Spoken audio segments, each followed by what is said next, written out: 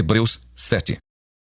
Porque este Melquisedeque, rei de Salém, sacerdote do Deus Altíssimo, que saiu ao encontro de Abraão quando voltava da matança dos reis e o abençoou, para o qual também Abraão separou o dízimo de tudo. Primeiramente se interpreta rei de justiça, depois também é rei de Salém, ou seja, rei de paz, sem pai, sem mãe, sem genealogia, que não teve princípio de dias, nem fim de existência, entretanto, feito semelhante ao Filho de Deus. Permanece sacerdote perpetuamente.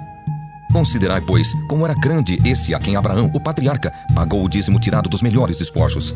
Ora, os que dentre os filhos de Levi recebem o sacerdócio têm mandamento de recolher, de acordo com a lei, os dízimos do povo, ou seja, dos seus irmãos, embora tenham estes descendido de Abraão. Entretanto, aquele cuja genealogia não se inclui entre eles, recebeu dízimos de Abraão e abençoou o que tinha as promessas. Evidentemente, é fora de qualquer dúvida que o inferior é abençoado pelo superior.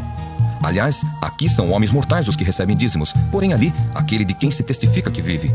E por assim dizer, também Levi, que recebe dízimos, pagou-os na pessoa de Abraão.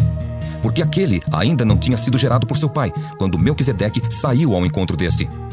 Se, portanto, a perfeição houvera sido mediante o sacerdócio levítico, pois nele baseado o povo recebeu a lei, que necessidade haveria ainda de que se levantasse outro sacerdote segundo a ordem de Melquisedeque e que não fosse contado segundo a ordem de Arão? Pois quando se muda o sacerdócio, necessariamente há também mudança de lei.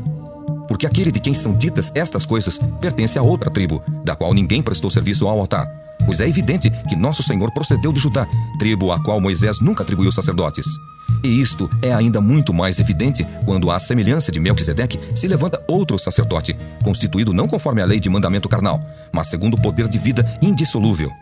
Porquanto se testifica: Tu és sacerdote para sempre, segundo a ordem de Melquisedeque. Portanto, por um lado, se revoga a anterior ordenança por causa de sua fraqueza e inutilidade, pois a lei nunca aperfeiçoou coisa alguma, e por outro lado, se introduz esperança superior, pela qual nos chegamos a Deus. E visto que não é sem prestar juramento, porque aqueles sem juramento são feitos sacerdotes, mas este com juramento por aquele que lhe disse: O Senhor jurou e não se arrependerá. Tu és sacerdote para sempre. Por isso mesmo, Jesus se tem tornado fiador de superior aliança. Ora, aqueles são feitos sacerdotes em maior número, porque são impedidos pela morte de continuar. Este, no entanto, porque continua para sempre, tem o seu sacerdócio imutável. Por isso também pode salvar totalmente os que por ele se chegam a Deus, vivendo sempre para interceder por eles. Com efeito, nos convinha um sumo sacerdote como este, santo, inculpável, sem mácula, separado dos pecadores e feito mais alto do que os céus, que não tem necessidade, como os sumos sacerdotes, de oferecer todos os dias sacrifícios, primeiro por seus próprios pecados, depois pelos do povo, porque fez isto uma vez por todas, quando a si mesmo se ofereceu.